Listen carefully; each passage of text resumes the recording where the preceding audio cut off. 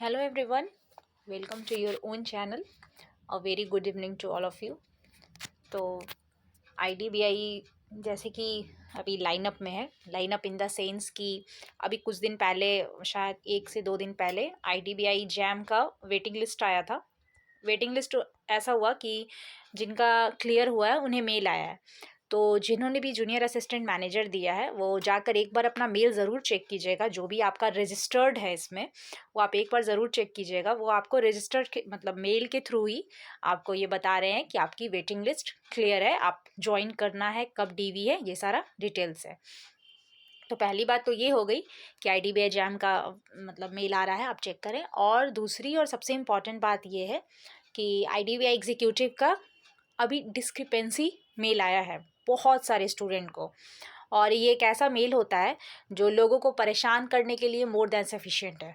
हालांकि कुछ है नहीं, मैं आपको बता दूं, बहुत सारे क्वेरीज आ रहे थे कमेंट में, तो मुझे लगा कि इस पर एक बता देना चाहिए आखिर ये है क्या। मतलब बहुत लोगों को तो इतना डर लगता है ना डिस्क्रिपेंसी जब मेल आती है कि कहीं मेरा जॉब तो खतरे में नहीं है ना।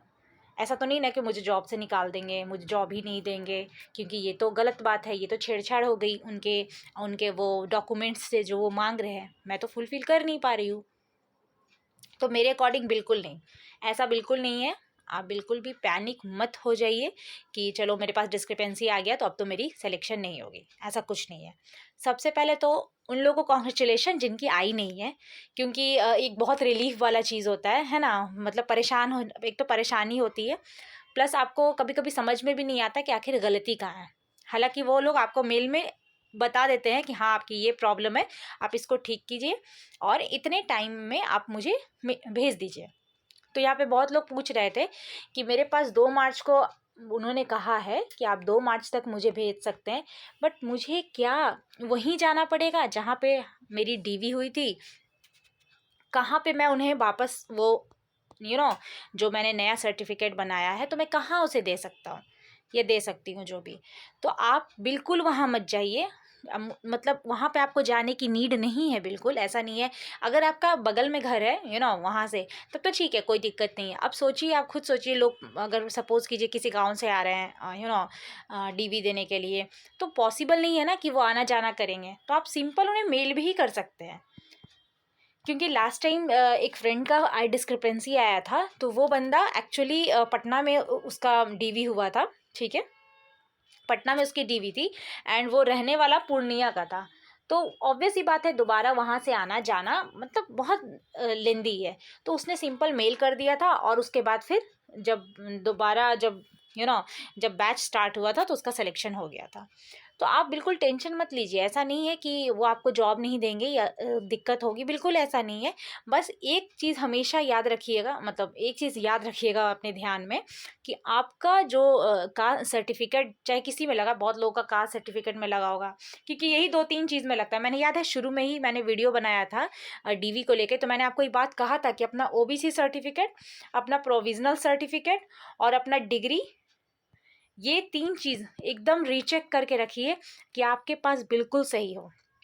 जो उन्होंने डेट दिया है उस डेट के विद इन होनी चाहिए, एंड द मोस्ट इम्पॉर्टेंट कि आपका सेंट्रल लेवल का होना चाहिए।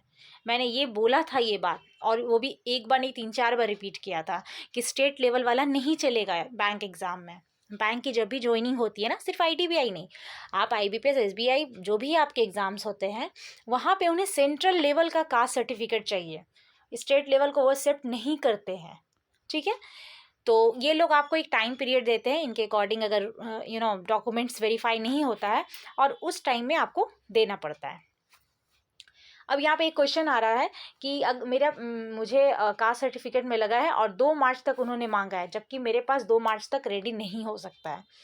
तो सबसे पहले तो आप कोशिश कीजिए कि जाहिर सी बात है, आप ब्रोकर से ही बनवा रहे होंगे, क्योंकि डायरेक्ट गवर्नमेंट के पास जाकर बनवाना, स्पेशली जो लोग बिहार के होंगे या, तो बहुत मुश्किल है। वो लोग तो खैर बनाएंगे ही नहीं, उन्हें उन्हें कोई घंटा फ़र्क नहीं पड़ता है।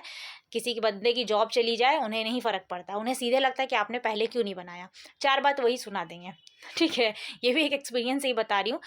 लास्ट टाइम में मैंने देखा था, बेचारी का आईपीएस क्लर्क का एग्ज़ाम था, बंदी लाइन में खड़ी थी और उसको यही बोल के डाँट दिया था कि कैसे जॉब करोगी तुम, तुम्हें तो अकल ही नहीं है कि इसे पहले बना के रखना चाहिए।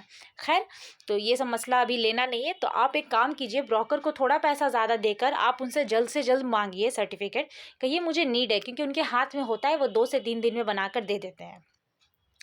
बट फिर भी अगर इन केस कोई ज़रिया ही नहीं है आपके पास, आप बनवा ही नहीं सकते, हर सलीके से आप देख लें आप नहीं बना सकते हैं, तो या तो उनके जो भी नंबर है आप उनसे बात कर लीजिए आईडीबीआई वालों से, नहीं तो सिंपल आप मेल करके उनसे कांटेक्ट करने की कोशिश कीजिए पोलाइट वे में कि हाँ मेरा जो है मैंने दे दिया है बनने के लिए, बट वो जो मेन सर्टिफिकेट है वो मेरा 2 तारीख तक पॉसिबल नहीं हो रहा है ना। और नहीं तो फिर अगर हो सकता है कि आपको ब्रोकर ने कोई स्लिप दिया होगा कि हाँ मतलब आपका बनने वाला है, एक स्लिप भी वो लोग कभी कभी देते हैं, जनरेट करते हैं, तो वो स्लिप एटलीस्ट अटैच कर दीजिए उस मेल के साथ, ताकि वो एक ऑथेंटिकेशन, मतलब उनके लिए एक ऑथेंटिक होगा कि हाँ बंदा इतना जेन्युइन है कि ये इतना पोलाइट वे में मुझे बोला है, तो ऑब्वियस ही बात है वो डेट एक्सटेंड कर देंगे। लेकिन फिर भी आपका जॉब सिक्योर है, आप टेंशन बिल्कुल मत लीजिएगा।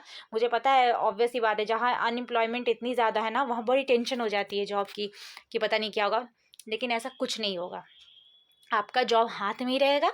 और जिनकी भी डिस्क्रिपेंसी, जैसे जैसे कि अब सपोज़ कीजिए आपका कुछ प्रॉब्लम है, किसी का आधार कार्ड में प्रॉब्लम होगा, किसी का कोई डॉक्यूमेंट में प्रॉब्लम होगा, किसी को डिग्री में प्रॉब्लम होगा कि आपका डिग्री नहीं है, तो ये सब में अगर आपकी प्रॉब्लम है तो वो आपको टाइम देते हैं, इस टाइम पीरियड तक आप कंप्लीट कर लीजिए।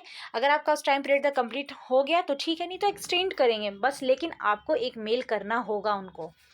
आपको अपना एक जिम्मेदारी आपको दिखानी होगी, ये नहीं कि आप छोड़ दें, कुछ बोले ही नहीं और 2 तारीख को खींच दें, ये चीज़ नहीं करना है। एक पोलाइट वे में एक मेल कर देना है आपको।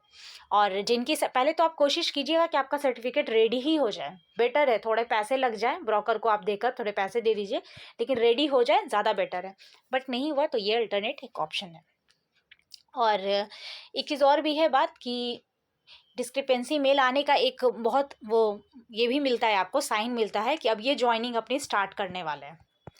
एकदम मैंने कहा था ना कि ज़्यादा टाइम अब नहीं खींचेंगे, मैंने कहा था मैक्स टू मैक्स 15 से 20 डेज़ में लोग जॉइनिंग करवाएंगे। और ये एक साइन है, क्योंकि लास्ट टाइम जब डिस्क्रिपेंसी आया था, मुझे याद है जब आने लगे थे, तो ऑब्वियस ही बात है, जब डिस्क्रिपेंसी का मेल आना शुरू हो गया था, उससे 10 से 15 डेज़ के विद इन में उन्होंने ज्वाइनिंग करने का मेल स्टार्ट कर दिया था। ठीक है ना। तो ऐसा नहीं होता है कि भाई ये ना कि आपका जॉब छूट जाएगा, आपका होगा ही नहीं। ठीक है, ये हुई क्वेश्चन। और एक इम्पॉर्टेंट क्वेश्चन ये भी है, मतलब मैं बता देती हूँ आपको, बहुत लोग के माइंड में ये चल रहा होगा कि अगर सपोज़ मेरे पास ये मेल आया है कि आपका ये गड़बड़ है, वो गड़बड़ है, ठीक है, तो क्या मैं फर्स्ट बैच में नहीं रहूँगी क्या मेरा बैच सेकंड में चला जाएगा? क्योंकि मेरी तो डिस्क्रिपेंसी है, तो जिस बंदे की नहीं, मतलब बिल्कुल साफ़ सुथरा है, सब कुछ क्लियर है, तो क्या उनका सिलेक्शन पहले हो जाएगा और मेरा नेक्स्ट बैच में होगा? है ना? ऑब्वियस ही बात है, ये सब ये माइंड में आना ही आना क्वेश्चन है। तो बिल्कुल ऐसा बात नहीं है, ये भी मैं साफ इनकार करती हूँ, क्योंकि मैंने कहा ना कि आईडीबी एग्जीक्यूटिव मेरे खुद के फैमिली में किसी ने निकाला है, तो मुझे होता है ना कि एक्सपीरियंस हो जाता है, उसके साथ रही हूँ तो मुझे पता है अच्छा ये होता है, वो होता है, तो मैं बस उसी एक्सपीरियंस से आपको बताती हूँ। उसका आया था मेल, क्योंकि उसके कास्ट सर्टिफिकेट में प्रॉब्लम था, ठीक है? कास्ट सर्टिफिकेट जो उसका था, वो जिस टाइम पीरियड का वो लोग मांग रहे थे वो नहीं था, तो उसने डिस्क्रिपेंसी मेल उसको आया और उसने अपना कास्ट सर्टिफिकेट अपलोड किया, मेल किया उनको, और उसका जो सिलेक्शन हुआ था ना, फर्स्ट बैच में ही हुआ था। यस, उसका सेकंड बैच में नहीं हुआ था।